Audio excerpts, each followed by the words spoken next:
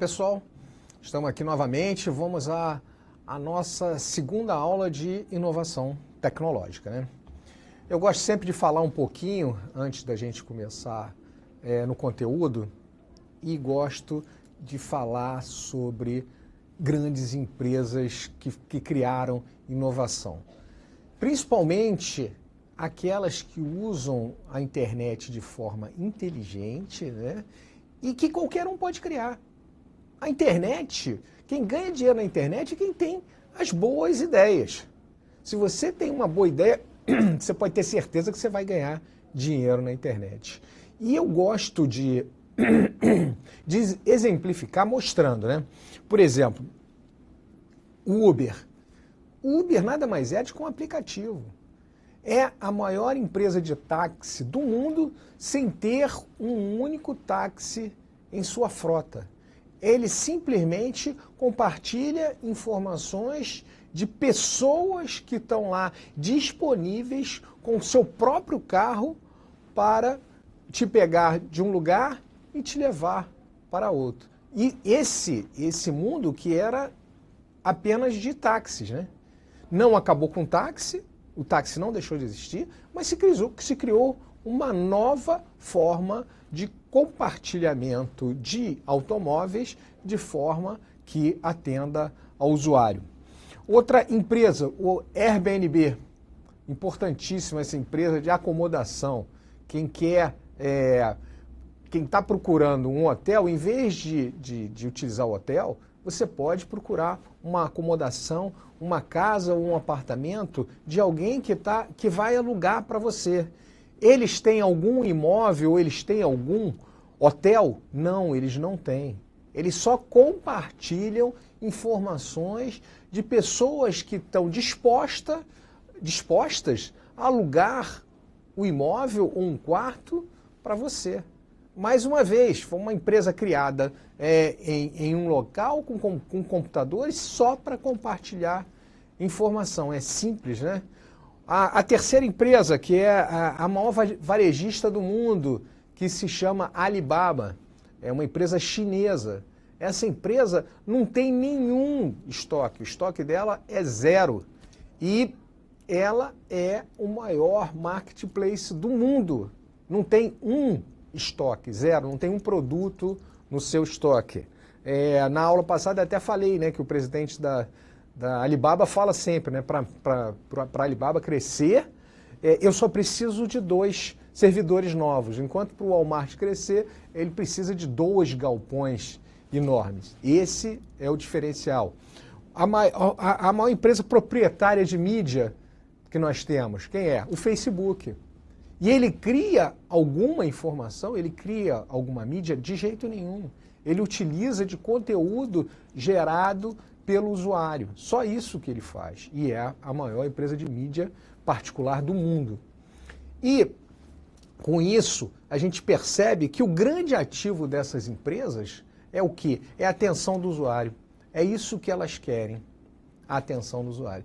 E empresas que não se inovam simplesmente desaparecem. Tem um exemplo, vou citar 2 exemplos simples. A Blockbuster. A Blockbuster é uma empresa que, em 1999, ela mandou uma informação para a cadeia dela de pessoas, de investidores, falando, olha, não se assustem, porque essas inovações nas mídias não vai dar em nada. Nós vamos continuar crescendo. E o que aconteceu? Teve chance de comprar a Netflix por, acho que, 50 milhões de dólares. Uma bagatela para a época. Hoje em dia, o que aconteceu com a Blockbuster? Faliu. Não tem jeito. Não se inovou, não enxergou lá na frente, não percebeu que a forma de se lidar com a mídia era diferente, estava mudando, e ela continuou com a velha história de aluguel de DVD, aluguel de CD, e com isso, o que aconteceu? Não se inovou, faliu. Outro grande exemplo, Kodak. A Kodak, antigamente, você falava em Kodak, todo mundo sabia o que era Kodak. Era a grande empresa da área de fotografia. Hoje, Kodak pediu falência. Por quê? Porque não percebeu que ela continuou insistindo na fotografia em papel e achou que a fotografia digital não ia adiante, porque não tinha a qualidade da fotografia de papel. Não se inovou, morreu. Mais uma que abriu falência. Então é importante a gente ter isso na cabeça. Inovação é fundamental. A empresa que não investe em inovação está fadada ao insucesso. Então vamos aqui para o nosso conteúdo, né? O que é o objetivo da aula hoje?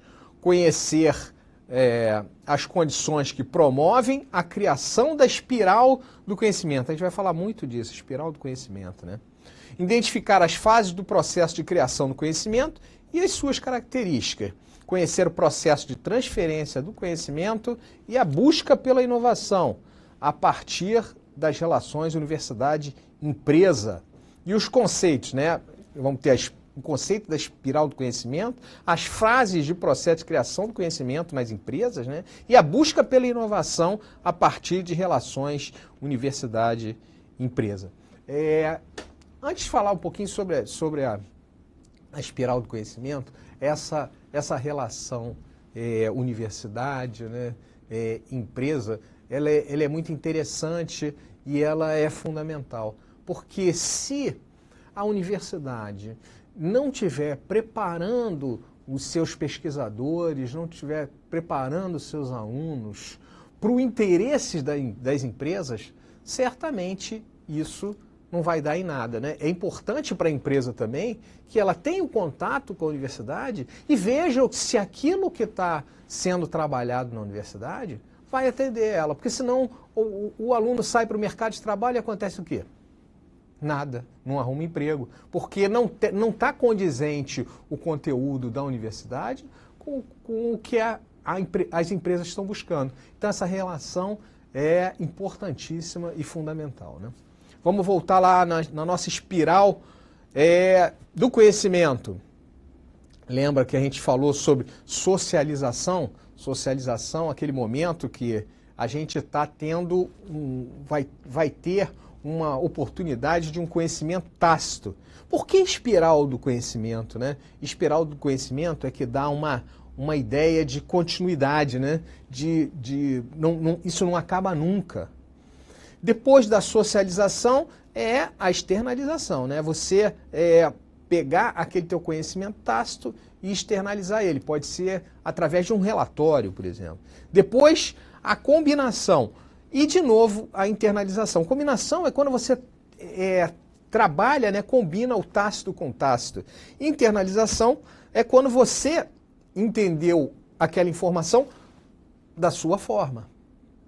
Pode ser esse conhecimento tácito, que na verdade era um conhecimento explícito, que você entendeu e internalizou, né? E depois nós voltamos, continuamos sempre assim, nessa espiral sem fim, socialização, externalização, combinação e internalização. Importantíssimo a gente estar sempre em mente, né? Então a transferência do conhecimento, externalização, transformação ou articulação de um conhecimento tácito, explícito, né? Aqui nós estamos fazendo exatamente isso, nós estamos fazendo uma externalização. Eu estou gravando um vídeo e estou passando para vocês.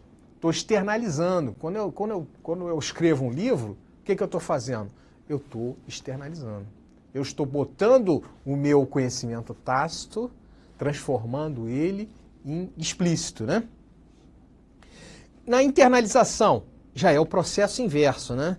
É a incorporação do conhecimento explícito ao conhecimento tácito. Ou seja, você aí que está assistindo a minha aula, está aprendendo o meu conhecimento tácito, que eu transformei em explícito, e esse explícito você está incorporando ele no seu conhecimento e ele está se tornando um conhecimento tácito seu, com o que você conseguir absorver dessas informações que eu estou passando, né? Então a ideia é essa.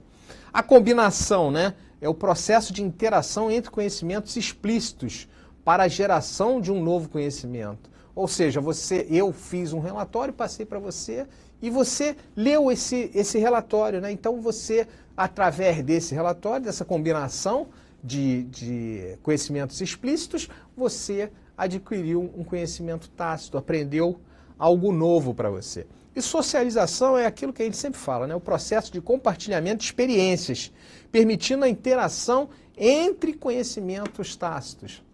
Isso pode acontecer em qualquer lugar. Você pode estar... marcou aquele encontro com um amigo seu para tomar uma cerveja depois do expediente e lá começou a se falar sobre um problema que estava acontecendo na empresa e aí vocês debatendo aquele problema, não deveriam, porque estavam tomando chopp, devia estar espairecendo a cabeça, mas aconteceu. E aí o que vocês fizeram? Vocês socializaram, vocês, com o conhecimento de vocês, o conhecimento tácito de vocês socializaram isso. Com isso pode sair uma grande ideia daí. Então essa é a ideia de socialização. Porque uma espiral foi aquilo que eu falei, né? A espiral cresce contínua e evolutivamente.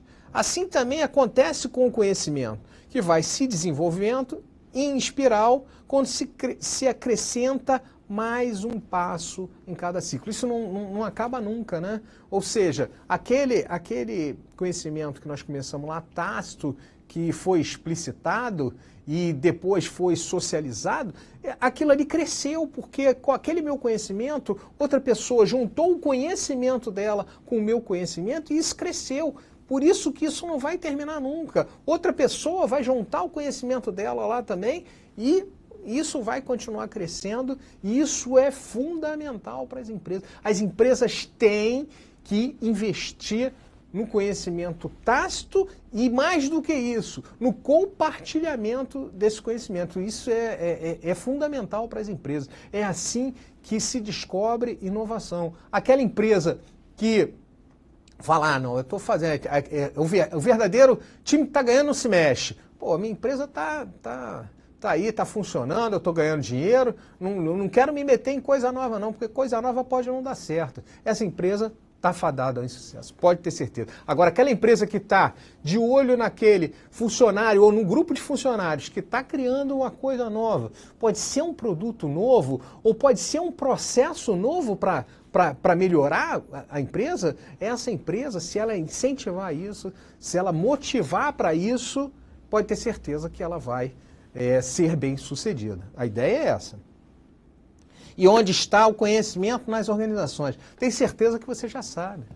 Está em quem? Está nas pessoas. As pessoas que têm conhecimento tácito, que têm o seu próprio conhecimento, que trazem o seu conhecimento para a empresa, é nela que está o grande conhecimento da empresa. Agora, a empresa precisa perceber, eu vou bater sempre nessa tecla, a empresa precisa perceber isso, porque não é, muitas vezes, o que acontece. Muitas vezes a empresa não aproveita o conhecimento daquele funcionário, às vezes o funcionário sai da empresa exatamente por não se sentir prestigiado, não sentir que a empresa consegue entender ele, vai para outra empresa e leva esse conhecimento tácito dele. A empresa tem que prestar muita atenção quando ela está fazendo isso, hein? Então, a transferência do conhecimento. O conhecimento é basicamente tácito e tem origem na cabeça das pessoas. A organização precisa transformar o conhecimento tácito em conhecimento explícito. E para que ela precisa fazer isso? Para criar uma homogeneidade de ideias, para que todo mundo tenha esse conhecimento e todo mundo possa agregar a esse conhecimento, aproveitar essa ideia e transformar essa ideia, de repente, numa inovação. Condições para o desenvolvimento da espiral do conhecimento. São essas 5 aí: intenção, autonomia, flutuação e caos criativo. Essa palavra é ótima, não sou eu que crio isso. Redundância e variedade de requisitos. Vamos entender isso, então. Primeiro, intenção organizacional, né? É estabelecida pela estratégia da organização. Em lugar de confiar somente no pensamento e no comportamento do indivíduo, a organização pode reorientá-lo e promovê-lo por meio do compromisso criativo, né? Ou seja, a empresa tem que ter na sua ideia, no seu projeto, como pegar esse conhecimento tácito das pessoas, transformá-lo em implícito para quê? Para ter inovação. Se a empresa não fizer isso, se não tiver essa intenção organizacional, foi aquilo que eu falei para vocês. Essa empresa está fadada ao insucesso. E eu volto a dizer, muitas empresas, infelizmente, não entendem isso. Muitas empresas perdem essa oportunidade. Autonomia. Isso tá ligado diretamente com a intenção da empresa, né? A promoção da espiral do conhecimento depende de forma significativa da autonomia dos indivíduos, uma vez que a autonomia aumenta a possibilidade de os indivíduos se automotivarem para criar novos conhecimentos, né? Ao permitir essa autonomia, a organização amplia a chance de introduzir oportunidades de inovação. Ou seja, é importante que a empresa incentive o funcionário que tem aquele conhecimento tácito a compartilhar esse conhecimento, para que todos tenham esse conhecimento e para que todos melhorem esse conhecimento de forma a criar uma inovação. Sempre a perspectiva é essa, criar uma inovação. Flutuação e caos coletivo, isso aí é ótimo, né?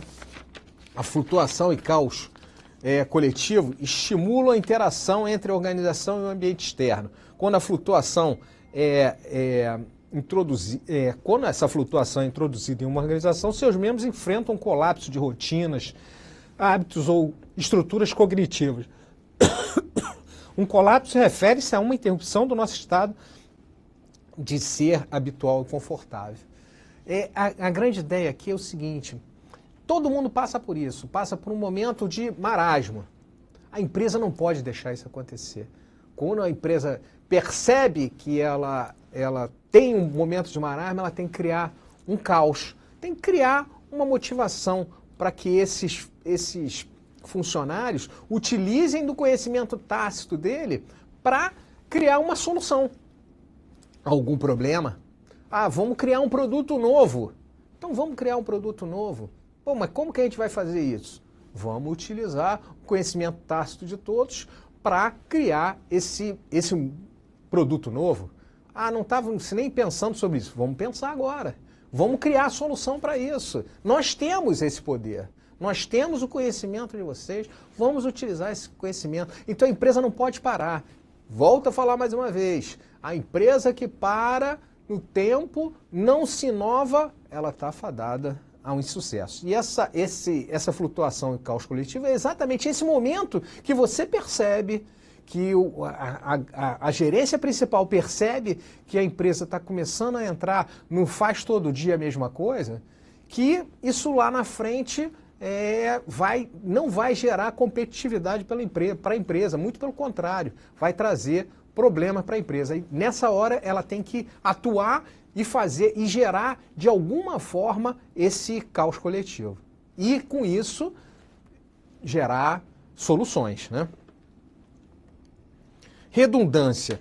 Aqui, redundância, é bom a gente, não é redundância de mesmas informações duplicadas. Aqui a redundância, a ideia da redundância é de compartilhamento de informações. É fundamental. Sempre tem que haver compartilhamento de informações. Não adianta um indivíduo ter uma ideia e guardar para si. Se isso acontecer, não adiantou nada ele ter essa ideia.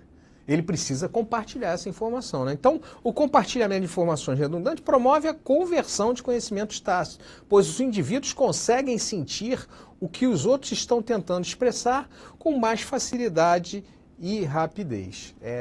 Realmente é fundamental esse compartilhamento de informações, porque quando você compartilha uma informação, aquele que está ouvindo essa informação pode agregar valor a essa informação com o conhecimento tácito dele. E essa informação vai se tornando cada dia maior, né? Vai se tornar o quê? Um conhecimento. Volta aquela ideia de informação e conhecimento. A informação passa, o conhecimento é o que fica. E por último, é a variedade de requisitos ou de conhecimentos. O pessoal utiliza variedade de requisitos, eu gosto mais de usar variedade de conhecimento, né? Os membros da organização podem enfrentar muitas situações se possuírem uma variedade de requisitos que pode ser aprimorada, de requisitos ou conhecimentos, que pode ser aprimorada por meio do acesso e combinação de informações de forma flexível e rápida, e do acesso às informações em todos os níveis da organização. Todos os funcionários devem acessar a maior quantidade possível de informação, desde que eles possam ter acesso à informação. Não é por isso que vão se divulgar informações confidenciais para todo mundo. Mas aquelas informações que podem ser divulgadas, devem ser divulgadas, devem ser compartilhadas por todos. Volto a falar, para que a informação fique homogênea, que todos saibam aquela informação, gerando conhecimento para todos, né? E isso, quanto maior a quantidade, melhor, né? Então aqui nós temos uma fase como um todo, né? Primeiro, a socialização, né? Compartilhamento do conceito tácito. O conceito tácito de cada um vai ser externalizado. Vai virar o quê? Uma criação de conceitos. Depois vai se criar uma justificação de conceitos, né? Porque não adianta você criar uma ideia se você não tem uma justificação para essa ideia. Essa ideia pode não ser boa. A verdade é o seguinte, você tem que justificar ela perante a sua empresa. Pô, a minha ideia é importante por quê? Por isso. Porque senão não faz sentido, né? Eu gosto de citar o Google, né? O Google tem um grupo específico. O Google tinha tanta criação de ideias que ela teve que criar um grupo específico para filtrar essas ideias. As ideias estavam crescendo muito e estavam fugindo do fim da empresa. Então eles tiveram que filtrar isso e começar a falar, olha, essa ideia é boa, mas a gente não pode dar continuidade a ela porque realmente não tem nada a ver com essa empresa, com a empresa. Não, essa ideia é boa, vamos dar continuidade a ela porque ela vai fazer esse sentido. Então o Google precisou desse grupo para poder justificar as ideias. Depois disso nós temos a construção do arquétipo, né? Já que já justificou o conceito, aqui a gente vai tratar da proposta. Vai se construir essa proposta. E depois nós vamos fazer a difusão interativa desse conhecimento. Para quê? Até para que esse conhecimento tenha alguma ideia agregada a ele e melhore essa proposta, melhore esse conceito, melhore essa ideia. Isso é o que tem que ter, a empresa tem que ter em mente e as pessoas têm que ter em mente, né? Depois disso, nós temos a relação universidade-empresa e o conhecimento. Eu falei para vocês, isso aqui é extremamente importante, né? O aumento da competitividade da empresa é condição necessária para a própria sobrevivência. Isso aqui eu vou sempre frisar bastante. E como que aumenta a competitividade da empresa? Principalmente através da inovação, né? Esse aumento passa pela necessidade de promover a inovação em processos e produtos. Não estou falando nada novo para vocês. Promover a informação em processos e em produtos, ou também em um ou outro, né? A inovação, por sua vez, depende da eficiência e da eficácia com que o conhecimento técnico é produzido e principalmente transferido, difundido, incorporado aos processos e produtos. A partir do fenômeno da globalização, a competitividade das empresas está intimamente ligada à inovação apresentada em seus produtos, processos e serviços, e aos esforços despendidos em pesquisa e desenvolvimento. A empresa necessita criar uma rede de informação e conhecimento, formando um ambiente tecnológico propício à inovação. Aqui, a gente sempre tem que pensar sobre isso, né? Aquilo que eu falei para vocês, na universidade é que as empresas vão pegar os pesquisadores, porque normalmente, o que acontece? A empresa não tem um grupo de pesquisadores, nem todos, tem vários que tem, mas a grande maioria não tem um grupo de pesquisadores. Ela não comporta no seu quadro ficar pagando pessoas apenas para pesquisar. Produtos novos, não. Produtos novos, normalmente, ela tem um grupo próprio. Mas, outras situações, eu vou citar o caso da indústria farmacêutica. A indústria farmacêutica tem um produto, tem um remédio. Esse remédio, existe uma dificuldade muito grande de se obter um dos componentes desse remédio. Então, ela precisa trocar esse componente. Aí, o que ela vai buscar no mercado? Ela vai buscar pesquisadores para procurarem um outro produto, um outro componente que se assemelhe àquele e não mude o produto. Normalmente ela não faz isso com uma pesquisa própria, normalmente ela vai buscar isso no mercado, vai buscar institutos de pesquisa para fazer isso. É por isso que essa ligação é tão importante. E a gente tem que estar sempre em mente sobre isso. As empresas também precisam investir nas universidades. Dizer para as universidades, olha, o que eu preciso que vocês façam é isso, porque se vocês não fizerem isso, certamente esse produto que é seu, aluno, vai sair daí e não vai conquistar nenhuma vaga no mercado, porque ele não está preparado para o que a gente quer. Então é importantíssimo essa relação da universidade com as empresas, né?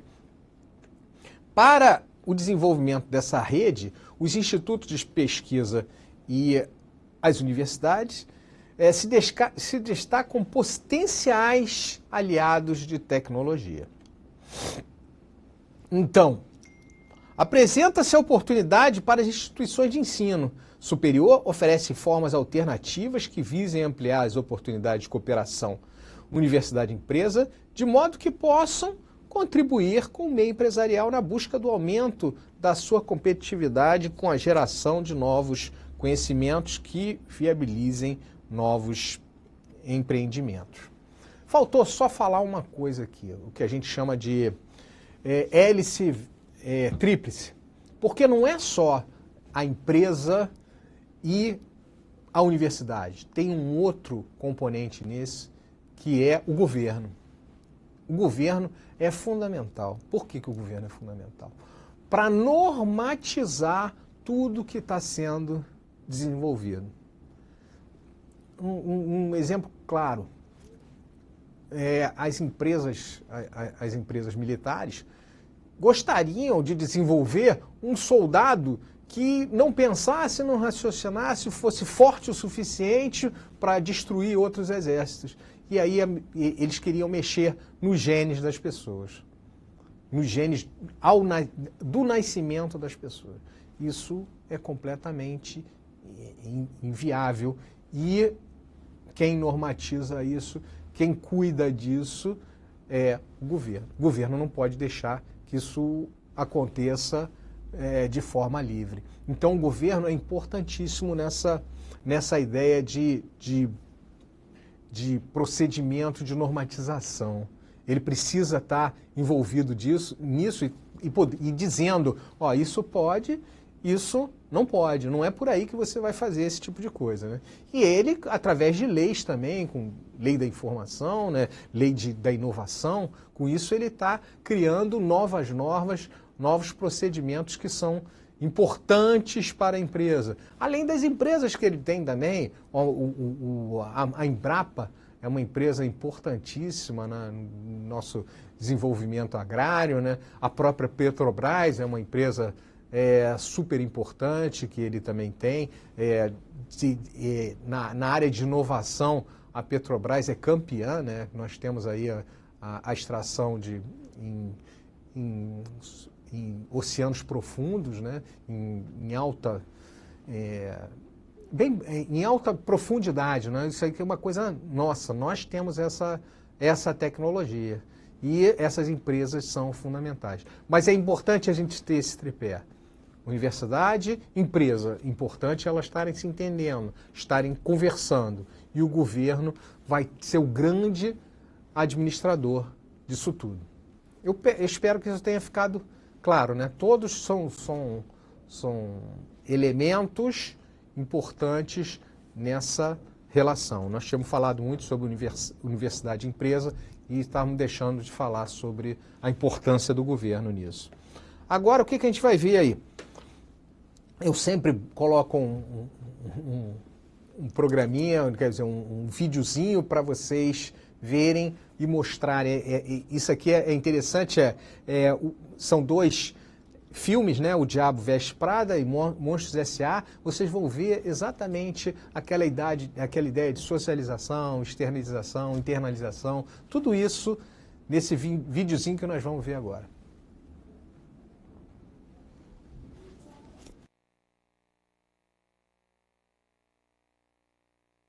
Na minha mesa, Sully, as cópias cor-de-rosa para contabilidade, as roxas para o departamento de compras e as amarelas para Ross. Deixa as Carmens. You do code. Do the code. Now be prepared. The run-through is at 12:30 and people are panicking. So the phone is going to be ringing off the hook. The run-through, right. Yes, editors bring in options for the shoot and Miranda chooses. She chooses every single thing in every single issue. Run-throughs are a huge deal. I don't know why you don't know that, Andrew. Simulação cancelada. Simulação cancelada. Simulação cancelada. Simulação cancelada. Muito bem, senhor Billis, não é? Meus amigos me chamam de Muco. Aham, senhor Billis, pode me dizer onde o senhor errou? Eu caí? Não, antes disso. Alguém sabe me dizer qual foi o maior erro do senhor Billis? Alguém aí? Vamos olhar o vídeo. Vamos ver. Ali. Viu? A porta. O senhor deixou aberta. E deixar a porta aberta é o pior erro de qualquer funcionário, porque... Pode entrar uma corrente de ar? Pode entrar uma criança. Senhor Waterloo! James, chegou bem na hora. Não, o senhor não está entendendo. Agora mostre a esses monstros como é que se faz. Não dá. O senhor tem que me escutar. Atenção vocês aí. Estão prestes a ver o melhor do ramo. Senhor, eu é que... Ligue o simulador. Mas senhor! Boa noite, mãe. Sonhe com os anjos. Não. Agora nos dê um rugido daqueles. Senhor Waterloo, não há tempo para rugir. Anda, o que está esperando? Ruja! Mas senhor... Ruja!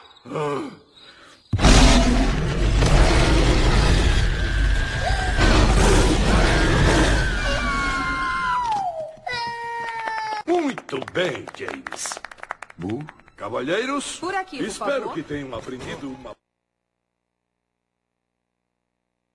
Right. These are all of the guests. Miranda invites everyone. Now we have to make sure that they all think that she knows exactly who they are. And I've been studying for weeks. I have to learn all these by tonight. No, don't be silly, Andrea. These two. Atenção, novo assustador na liderança, Randall Boggs. Meus parabéns! Eu sabia que você ia chegar lá.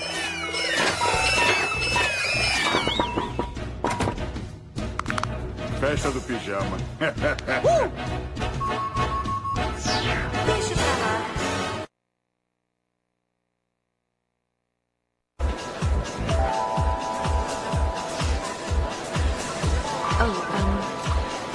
Oh my God, I just can't remember what his name is. I just saw his name this morning on the list.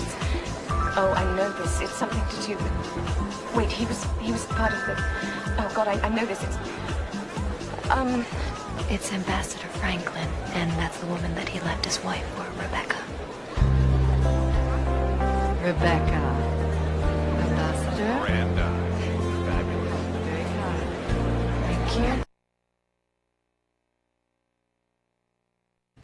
And Emily? Yes?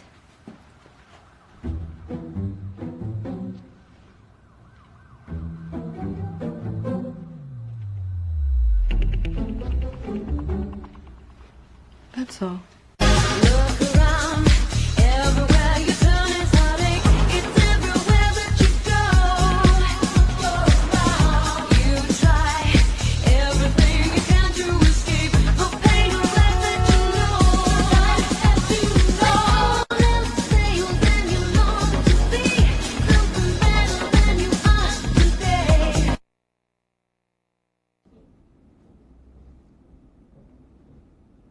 É isso então, pessoal. A mensagem que eu quero que fique aqui é: conhecimento é poder.